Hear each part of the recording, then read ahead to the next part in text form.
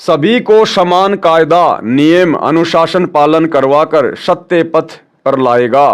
मैं नास्त्रदमस एक बात निर्विवाद सिद्ध करता हूँ, वह सायरन यानी धार्मिक नेता नया ज्ञान आविष्कार करेगा। नया ज्ञान आविष्कार करने का मतलब है अध्यात्म के विषय में वो अनसुलझे रहस्य उजागर करेगा, अर्थात सृष्टि रचना को बताएगा, सचखंड की जानकारी देगा और सार शब्द सार नाम का आविष्कार करके, उन गुप्त मंत्रों का आविष्कार करके अपने अनुयायियों को देगा।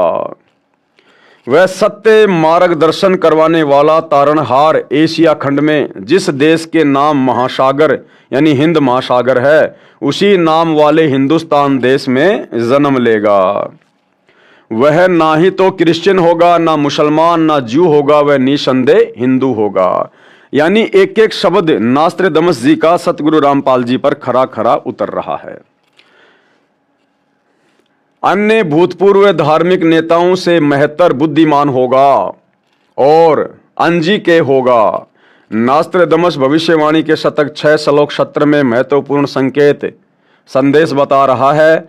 उससे सभी प्रेम करेंगे।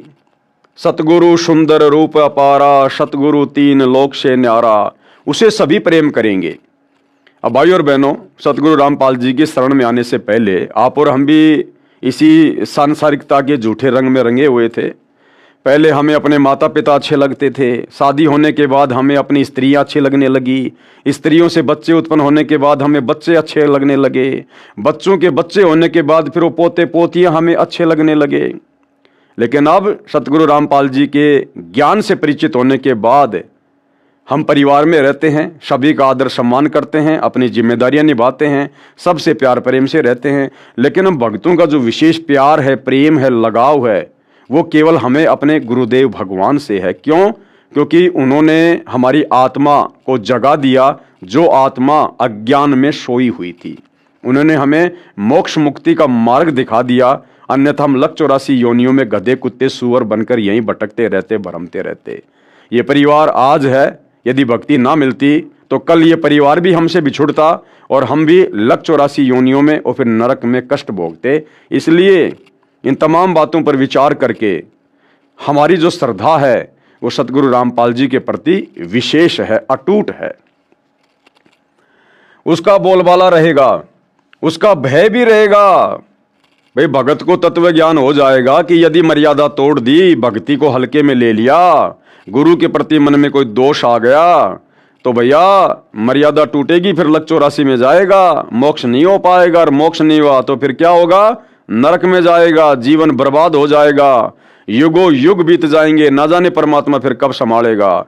तो फिर भगत को भय भी होगा। और भाइयों और बहनों, भय बिना भक्ति नहीं होती, भक्ति में भय भी जरूरी है।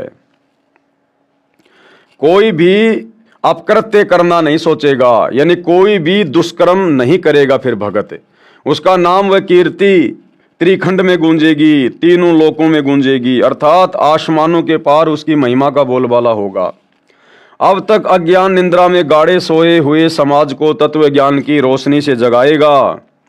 सर्व मानव समाज हड़बड़ाकर जागेगा, उसके तत्व ज्ञान के आधार से भक्ति साधना करेगा, सर्व समाज से सत्य साधना करवाएगा, जिस कारण सर्व साधकों को अपने आदि अनादि स्थान सतलोक में अपने पूर्वजों के पास ले जाकर वहां स्थायी स्थान प्राप्त करवाएगा, यानी वारिस बनाएगा।